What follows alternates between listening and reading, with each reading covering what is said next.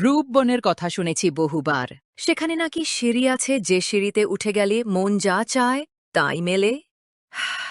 কিন্তু ওই জাদুকর কুর্নিশ সব পথ আটকে রেখেছে। রানী, তুমি সেই সিঁড়ির পেছনে পাগল হও না।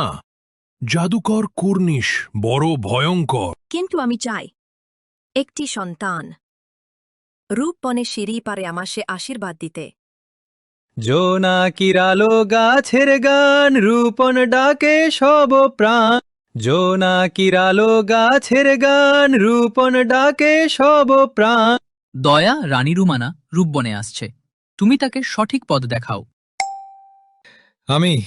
আমি তো গরিব মানুষ, কিন্তু ঠিক আছে, আমি পথ দেখাবো। কে এলো আমার বনে? আমি রুমানা। আমি রূপবনের সিঁড়িতে উঠতে চাই। তার জন্য চাই সাহস, ত্যাগ আর সত্যের পরীক্ষা।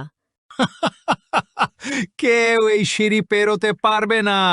তুমি যতই ভয় দেখাও, রানীর মন ভালো। তিনি ত্যাগ করতে জানেন। রানী যদি নিজের সবচেয়ে প্রিয় বস্তু দান করেন, তবে সিঁড়ি খুলে যাবে।